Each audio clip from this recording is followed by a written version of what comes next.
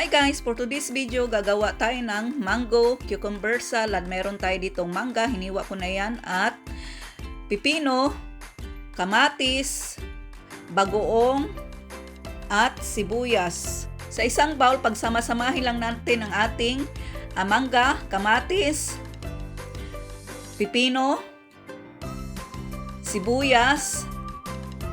Haluin lang natin ito ng maigi hanggang sa mag-well combine ang ating ingredients.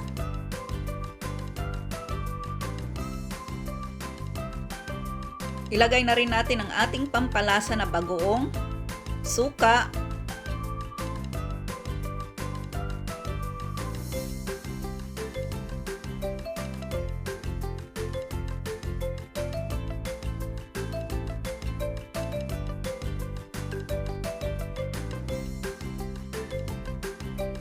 at lagyan din natin ito ng chili para mas lalong sasarap ang ating mango cucumber salad.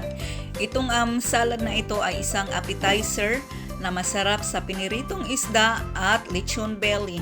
Ayan, haluin lang natin ito ng maigi guys hanggang sa mag-well combine ang ating chili at ang ating mga ingredients. Okay guys, ito lang muna ang ating video for the days. Thank you for watching.